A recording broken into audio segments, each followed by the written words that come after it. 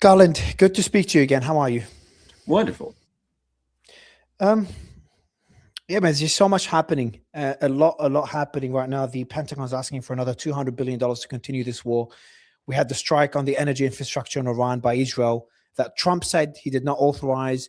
Axios and Wall Street Journal said he did authorize. Now he's saying he did not authorize. He'll make sure it never happens again after Iran retaliated in kind. And we've got his MAGA base is split. Some people supporting the war, others are not. The war is not popular in the US. I really don't know why it's happening.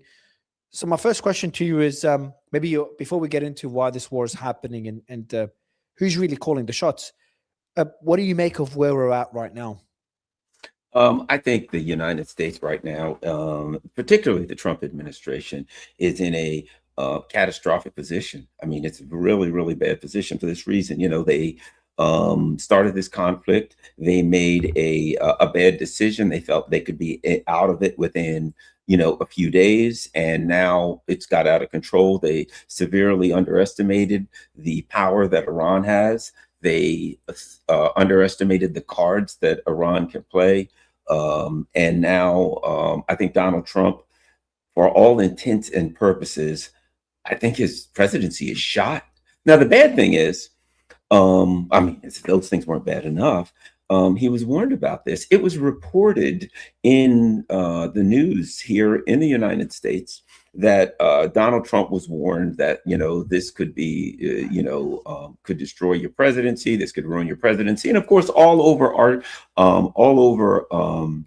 alternative media, Larry Johnson many times said, if he does this, he's finished, he's done. And I think what we realized with this that you're rolling the dice here with people that have aces up their sleeve. They can close. I don't care what else they can do. They can close the Straits of Hormuz. So I think this is where we are. Donald Trump's trying to find a way out, and I don't see one short of unconditional surrender to Iran.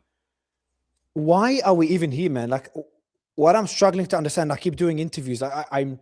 It's not like I'm coming in blind. Like, I've asked this question many times, and I'm still not able to get an answer that makes complete sense. Is why, like, there's the two arguments where, Mario, this makes a lot of strategic sense for the US. That's the argument I make, controlling the Strait of Hormuz. And then there's the other argument that it's Israel that have a lot of influence over the US.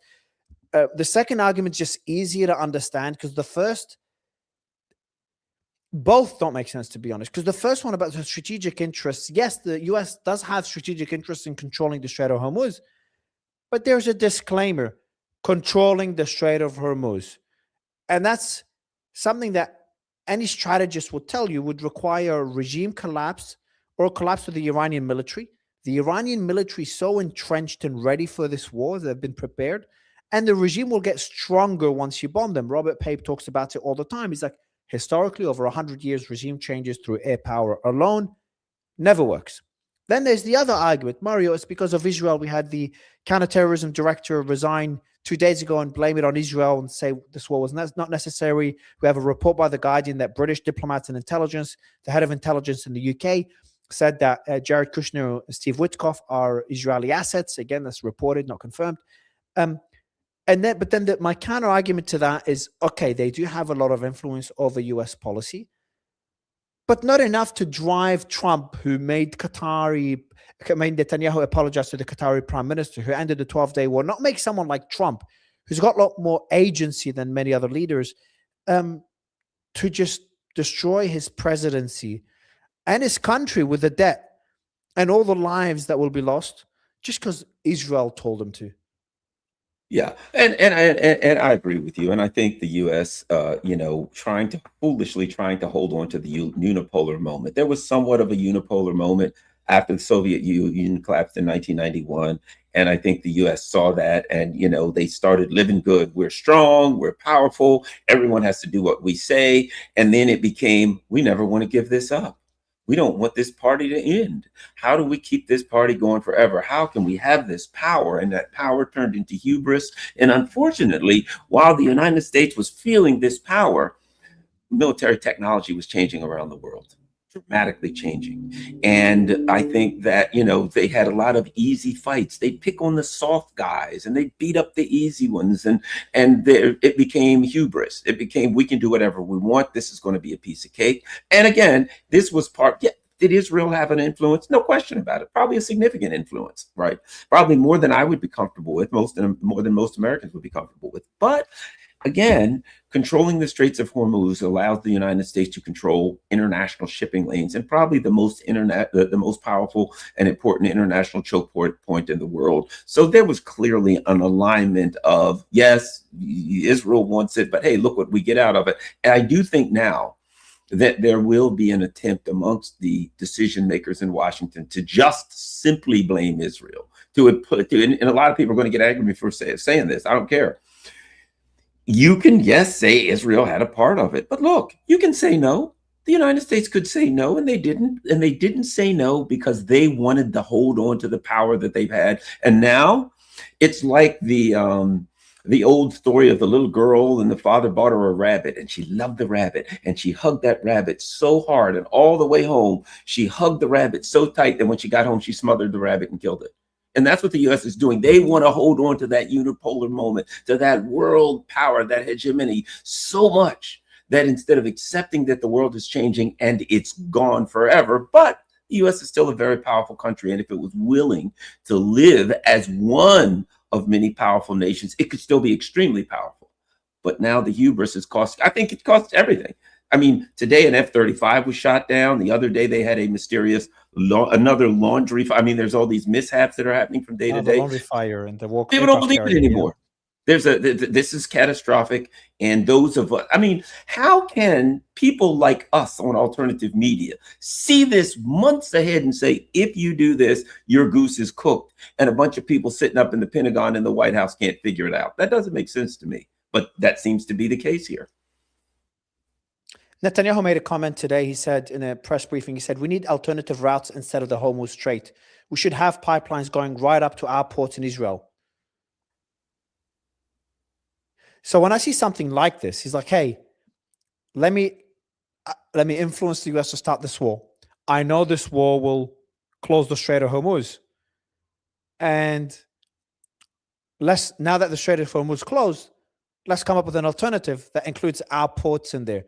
When a comment like this is made, it reminds me of that comment he made that the next battlefront is social media, and then TikTok gets acquired. TikTok US, the algorithm gets controlled by Larry Ellison, his company. And now I see a comment like this. It starts to worry me. Are they preparing for a perpetual conflict in that region? Is a decision been made? And now he's talking about an alternative to the Strait of Hormuz? Because I feel like the US and Israel started this war, and then they go to American allies. They're like, hey, come open the Strait of Hormuz, in China, out of all people. Come open the Strait of Hormuz that we led to it being shut. But hey, you need it. As our allies, come open it up, knowing it's not feasible and those warships will get struck by Israeli missiles and drones. And now Netanyahu to come out today and say, hey, we're going to come up with an alternative route.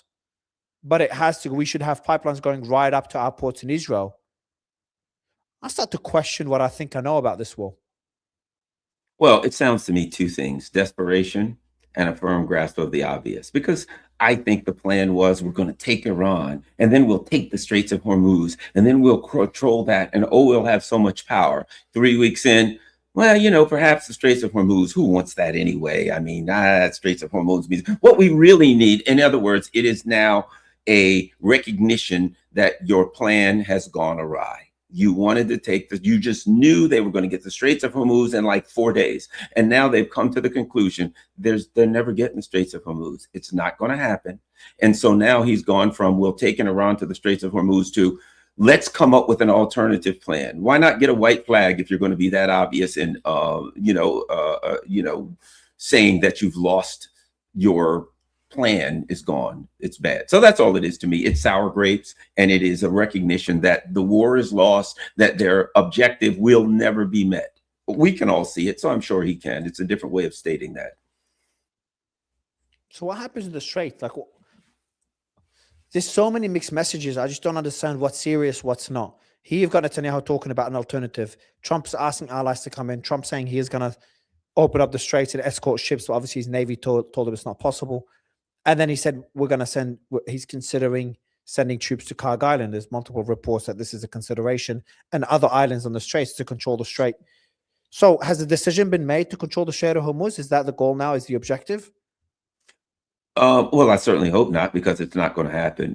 Again, it reminds me of the pre-war period where just people like me and regular old alternative media people were saying that's not a wise plan. It's not going to work. So now they're saying we're going to use, I don't know how many ships to take it. Well, they'll be within range. I mean, it will be a shooting gallery. They will be in range of literally, the Iranians could use artillery. They wouldn't even have to use missiles. They could almost use cannonballs from an old 1700s fort to blow those ships out of the water. It's absurd to think that you can sail anything through the Straits of Hormuz without the permission of the Iranians. So he's coming up with all of these plans, but none of them are realistic. No, they can't go through the Straits of Hormuz. No, they can't take Kharg Island. And if they did, they couldn't hold it. Everyone on there would be killed.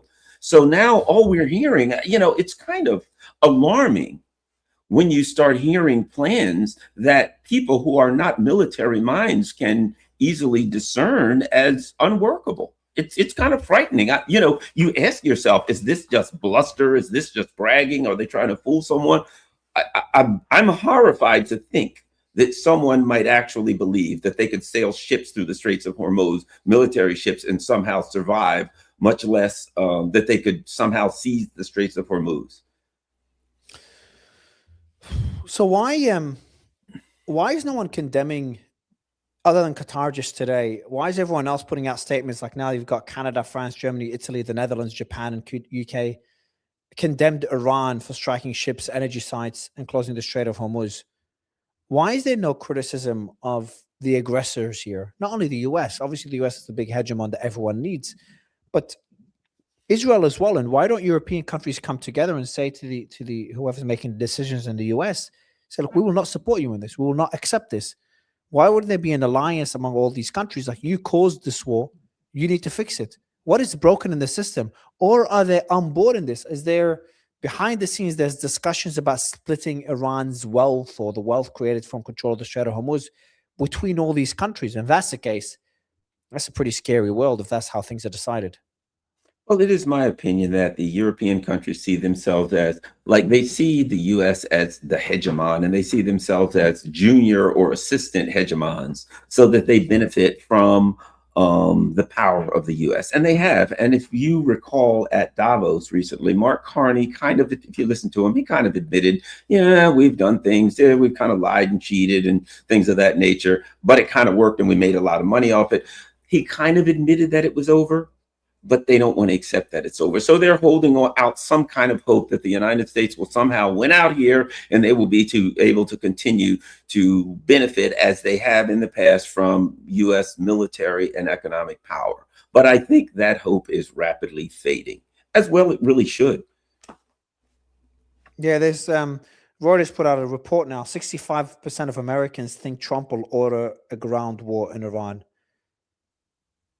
So most Americans have accepted it. Count me out of that. I don't think he will. I mean, see the problem. Well, if he ordered it, here's the problem. Again, I'm not a military mind, but right now, no American ships can get within about 700 kilometers of the shores of Iran. Right now, we're seeing, which makes sense. I mean, it's kind of like if there is an air defense system that has a 300-kilometer range and you're flying a plane, you probably don't want to come within 300 kilometers. We can't bring ships within the range of the drones and the anti-shipping missiles of Iran. It's mathematics. I mean, it's quite simple. So at this point, the question would be, number one, how would you get the ground troops to the ground? Number one. Number two, let's just say you got them there. How would you resupply them? They would be dramatic. And what would they do? And defend them, and even defend them, air defense systems. Exactly. How are you going to defend them if your own bases are getting struck in the region? Yeah. Iran could easily just say, you know what, we'll let you bring them in. And when you land, and how many? 3,000? How long is 3,000 soldiers? How are they going to defend themselves? What does Iran have? 800,000 people in their army? They send a couple divisions over there. And might I add this, they bombard them with drones and missiles. So it's not a realistic option. I feel like some of these things are threats to hopefully, which Donald Trump does a lot. Yeah. Donald Trump does a lot of times. He threatens things in hopes that that will affect his adversaries' decisions regarding, making some kind of a deal or something like that. I don't think that's the case, but count me out. I don't think they'll do it. And even if they decide to, I don't think it's militarily feasible. Do you think Iran went too far by striking their allies? I know we've discussed not having any choice, but could they turn everyone's opinion from being sympathetic to Iran to opposing Iran and allying themselves with the US? Because I feel like Iran, all right, it's a big military, it's a big country, but alone you expect them to stand up to the world's biggest military, another top 10 military, Israel, as well as the Gulf, as well as Europe, all of them coming together, and Asian nations, all of them coming together against Iran. I start to worry that maybe Iran will capitulate if everyone turns on them. They only have China and Russia to depend on.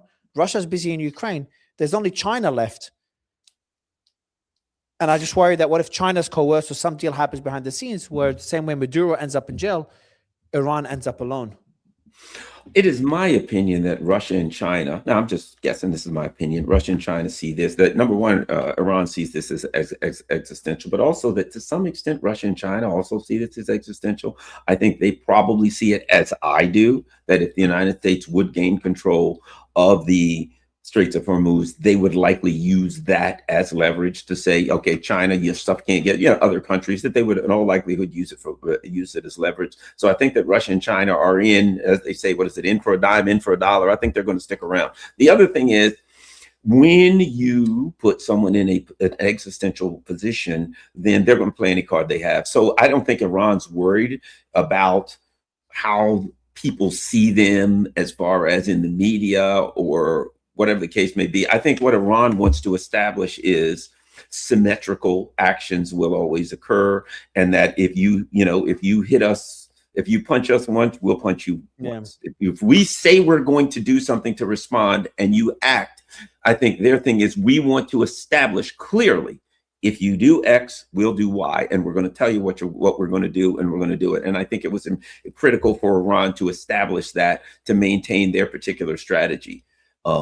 And of course, keep in mind something, when they strike the Gulf states, that's a double hit. They're hitting the Gulf states, but it also hits the U.S. economy. Also, Donald Trump has to start calling around and saying, hey, can we get more oil on the on the open market? So I think what they're doing is strategic. Yeah, you saw that, but with Iran, the deal today, it is insane. Like 1 second it's Russia who's got sanctions, they've lifted some sanctions, not only for India, but they're considering for other countries, including Europe as well. And now they've unsanctioned Iranian oil. Like how messed up is politics? You bomb them from there, but then you allow them to sell oil from there to get money to attack you back because you have no choice for the global economy. It's just such an unnecessary mess. It is such an unnecessary mess. And then you've got Israel's defense minister who said that the US has an obligation to join Israel's operation in Iran. That was a bit of a slip up there. He was doing an interview with CNN. I'm just not understanding who calls the shots and what the reasoning is for some of these decisions. Because everything was making sense to me, even Greenland, like Trump being Trump, trying to get the best deal possible, the art of the deal, ask for a lot, settle on something in the middle. Venezuela, very similar, capture the leader, right, you cross the line. But hey, it wasn't regime change, it was regime modification. Great move, fine, breaks international law, but which I'm a believer in because they're necessary for the world to function. But hey, he's not invading a country like Putin. But then you see something like this, I'm like, all right, now I really don't understand. So what do you make of the comment by the defense minister when he says the US has an obligation? What is Israel's position in this? What is their objective? We keep talking about America's objective. What is Israel's objective, Garland?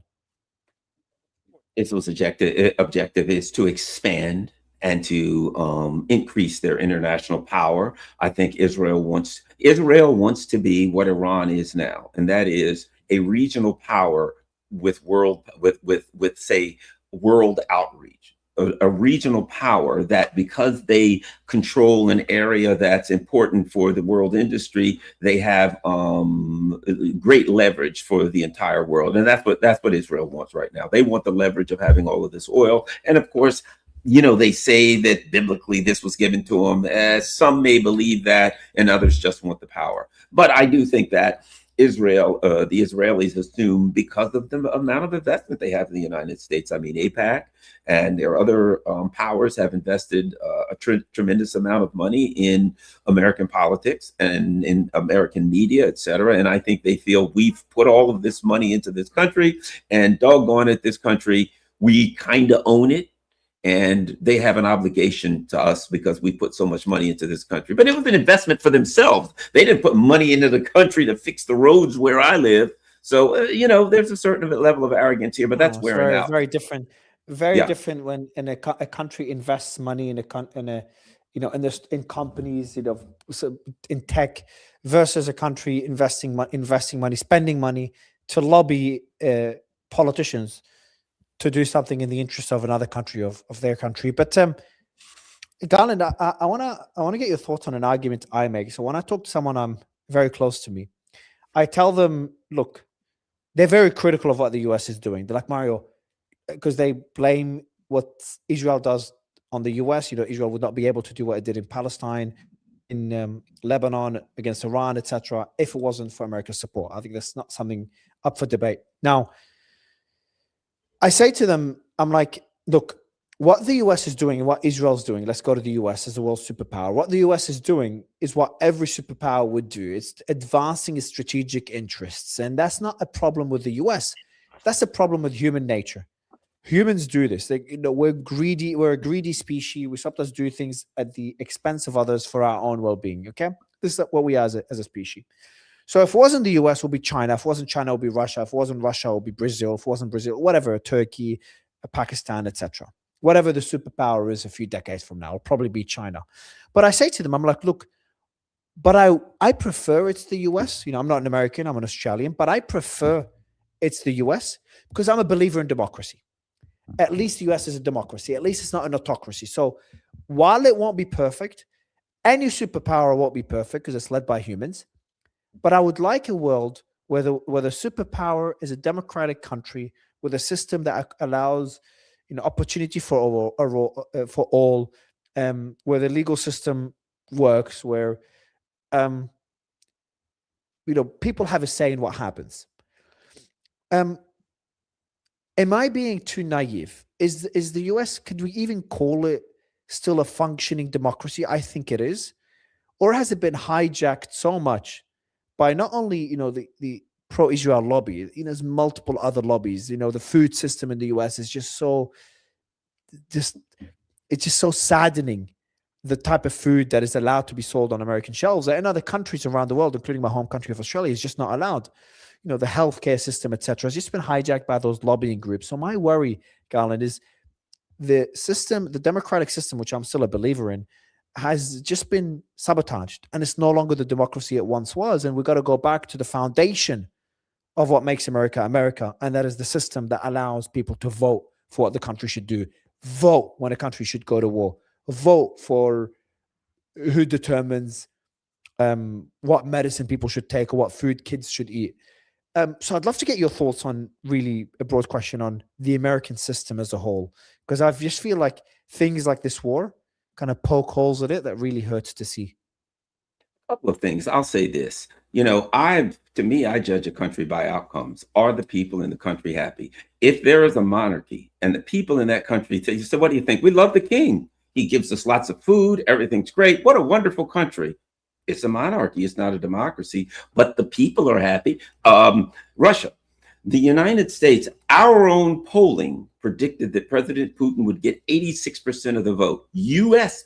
funded polling. He got 87% of the vote. The people in Russia are happy. I've been to Russia. I go to Russia. I can tell you the people there. American polls predicted American that I can send them. I can email you those polls. The companies that we paid for had him at 86. He got 87%. Now, there are few polls that don't have a Chinese approval rating for China at 90% or above. Now, I could just make that up. But then I could ask you, is there data to support that? Well, they brought 800 million people out of poverty. I would suspect if you bring 800 million people out of poverty, at least 800 million people of that country are going to say, I like the government. So they're getting the, so for me to say, look, you have a government that you believe, notwithstanding what I think, makes your life better. Okay. But you should have mine. When I look at America, do you think the people, have you seen it? Go to California, which I'll go to, and you're wandering around the streets, and it looks like some kind of a dystopian zombie apocalypse. Tents everywhere, homeless people everywhere. So now we have homelessness everywhere. People don't have, our education system is crap. Go to the schools, they're falling apart. The infrastructure of this country is crumbling. Yet we're asking for another $200 billion for another war that the people didn't want. $1.5 trillion coming next year for the Pentagon. And what right do we have to say to the Russians who are happy with their president, to the Chinese who are happy with their president, that you get some system we will call democracy when we vote for a president and say we don't want X and we get X? It sounds to me that it's not about what we call the system or even what it is. What if we say it's about outcomes, and the outcomes we're getting right now are not what the American people want? And so our country is falling into disarray. I'll give you a counter argument to the second point is I feel like the reason countries like the US, people seem a lot more polarized, which they are. Like in China, people just follow the CCP. Most of them follow it blindly. And that's because, you know, in China, they don't have the ability for free speech. They don't have the ability to go on a live show and start cursing at the Communist Party. In Russia, you just can't go on a live and start cursing at Putin. You know, in the country I live in Dubai, you can't go in there, or any Gulf nations, you can't go in there and curse the royal family. And I feel the ability to do that in the US, it decentralizes power. You know, me and you are both believers of the free speech. But it comes at a cost. And that does, I'm not talking about the poverty in California and the homelessness and how we're spending $200 billion out of war. That's my concern. That's on why the leaders in a democracy like the US and other democracies as well are not as popular as they are in autocracies. Autocracies, they go from like either being extremely popular because they control the media to being extremely unpopular because people just kind of revolt because the country's not doing well. Now you make the argument, which is the argument I get made. Actually, the person I debate this with, they make that argument to me all the time. They're like, Mario, fuck that democracy, as in they say, it's, you know, casually, they're believing in free speech, etc. But they say, screw that whole democracy. If all it's going to be is wars and suffering and poverty, what's the point of democracy if people are going to suffer? So it's another kind of more colorful way of saying what you've said, which is true. Now, what my thought is, though, is the reason this is happening, the reason the $200 billion is being spent on this war, instead of being spent on fixing problems at home, you know, sorting out the debt, which is the ticking time bomb that I worry could bring down the American empire.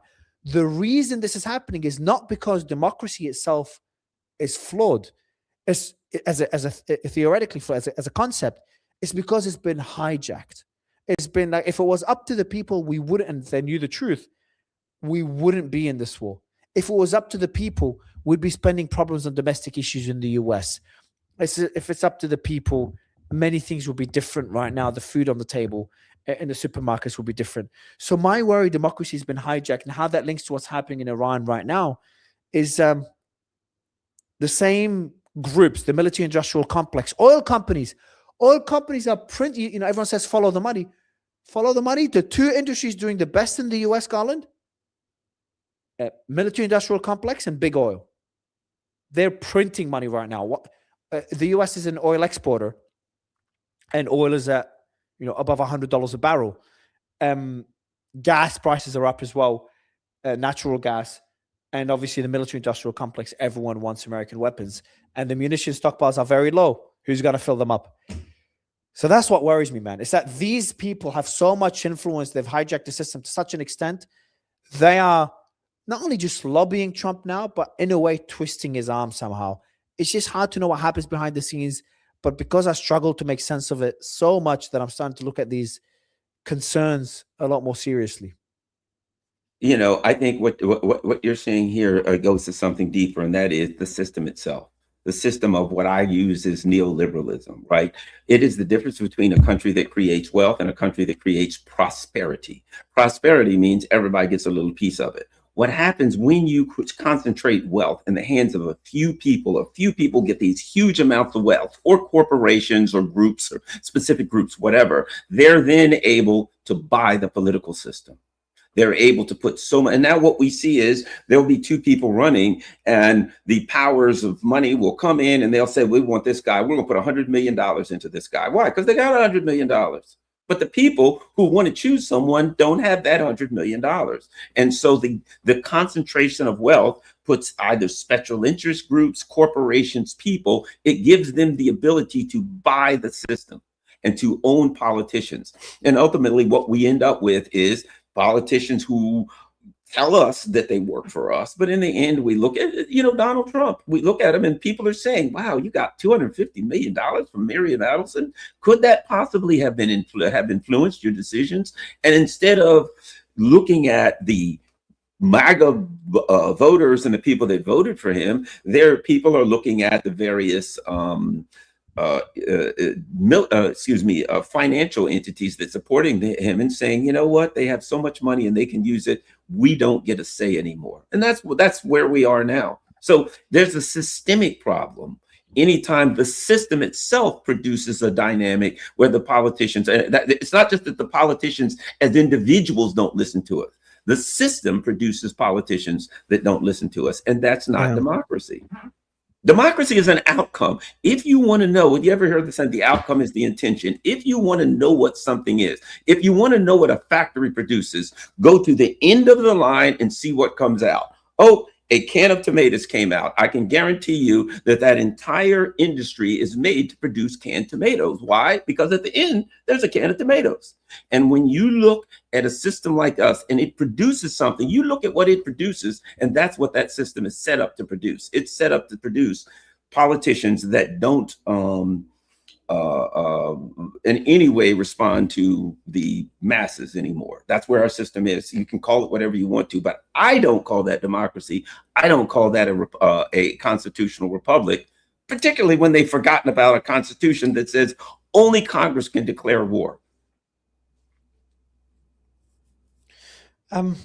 Seeing the developments over the last few days, since we last had a discussion early days in the war, I remember we were talking back then about an off-ramp. Will Trump seek an off-ramp? Will that last a few days? Will that end by the end of the month? And I remember we were going through the betting platforms. I was just looking at them on a regular basis, and they said it will end 65% chance it will end this month. Now it's 30.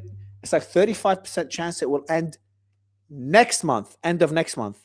This month is below 10%. Everyone just gave up on the war ending this month. So from everything you're seeing right now, you already said you don't expect boots on the ground. Where do you see this heading, Garland?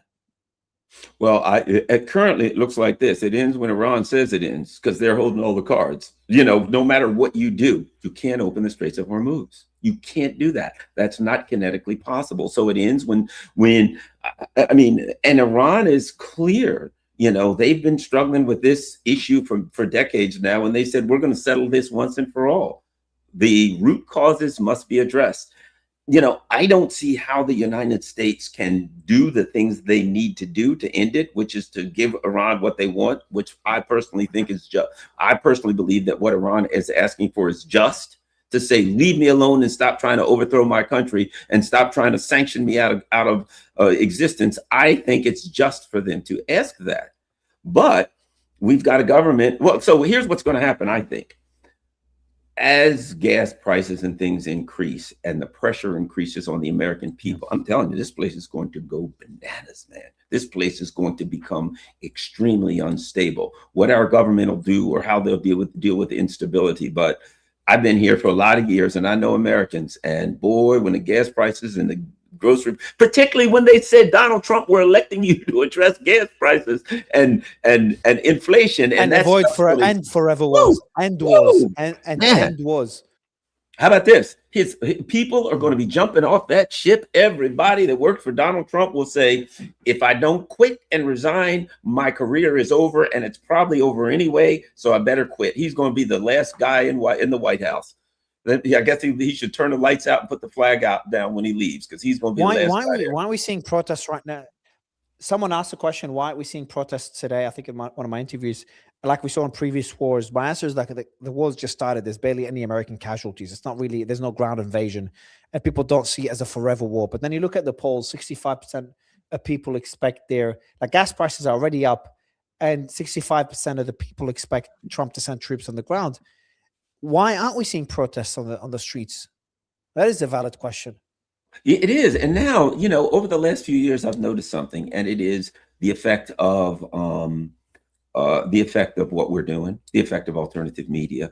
I've gone to protest, and I've spoken at protests in recent years where we expected a lot more people, but the people didn't show up. But when we look, and we were running it online, there were tens of thousands of people online.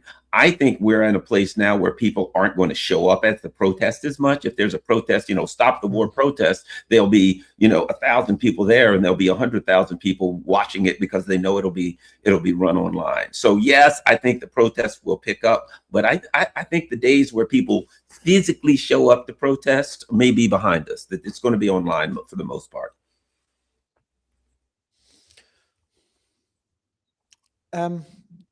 Last point I want to ask you about, Garland, is probably the most worrying one that's starting to come up in a lot of discussions.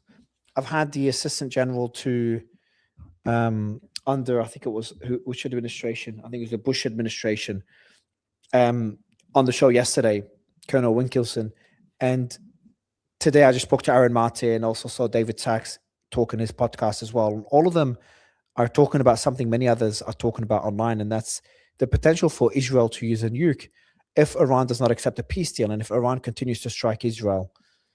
And I've said this before, and I'll say it again now. I just thought it's irresponsible to talk about this because the likelihood is almost close to zero. But then when I see so many people smarter than me disagree, I start now to think that it's irresponsible to actually not discuss it, to not talk about the possibility of a nuclear weapon being used. I just don't see Iran pushing to that level. I don't see Iran's having the capabilities if the US continues bombing them, or the willingness to strike Israel to a level where Israel would consider use a tactical nuke. But is that a concern that you share? Is that a concern that you share with the names I've just mentioned, again, including someone that is in Trump's administration? And Trump was asked about it, and he said, absolutely not, which is a way he's admitting that Israel has a nuclear weapon. But let's put that aside. I think it's no longer worth a discussion. But is that a concern that you share? Yeah, I think I agree with you. It would be irresponsible not to discuss this in the context of what I consider a country that's being beaten. Israel is being pummeled to a bloody pulp, in my opinion, and they're losing, and they have nuclear weapons, and it is a concern that they, along with the United States, attacked a country, which is a war of aggression under international law, illegally attacked a country, and now that they would attack a country, lose the war, and use nuclear weapons. Now, if that were to occur, Iran's already said, hey, Israel, you have a nuclear power plant, and we're going to turn it to rubble. It's going to melt down, and Israel will be Chernobyl. So that will be the end of Israel if you do that, of course. But the rest of us all of us will have to deal with the potential of a nuclear war. So, we don't know for sure. No one knows. We can hope that it doesn't. But I can tell you this, Iran is not backing down. They're not going to back down. They're going to continue to do what they're doing. There are no circumstances, simply because, again, I keep saying, when I tell you I'll kill you if I get the chance, you're playing with, an open hand. And right now, they've already told Iran they're going to destroy them. We're going to kill you. We're going to take everything from you. We're going to depopulate. You're going to do all these terrible things. And Iran's like, well, if you're going to nuke me, you're going to do it anyway. So go ahead. Iran's not ever backing down. They're going to go until they get what they want or whatever happens. But what do they want? What do you think they want? Do they want the American troops to pull out? What they want, what they believe is justice. And what they believe is justice, they've made pretty clear. And that would be, they want to be financially made whole for what they believe, has happened to them that was unjust, which were the sanctions, et cetera, and the issue from this war. They want the United States to pull out of the Middle East. Well, the truth of the matter is the United States kind of pulling out the Middle East right now because they can't keep their troops there because they'll be blown to bits. But, and I think they want to cement their place in the world order as a country that is respected, and that the United States and Israel will not come back every 6 months or 6 years and continue to try to sanction them and try to overthrow them. They want this over once and for all. And they want justice. And of course, they want all of the sanctions stopped. So that's what they want. And I don't think they're going to stop till they get it. I don't know if they will or not, but they're not stopping. Yeah, well, that's what's really difficult, because the US and their demands, and where Iran is with their demands, and two different books, not pages. So I don't know how they're going to meet in the middle somewhere if their demands are so far apart, which means that I don't know how the war's going to end. Garland, always a pleasure to have you on the show, man. Thank you so much for your time. Really appreciate it. Thank you very much. All right.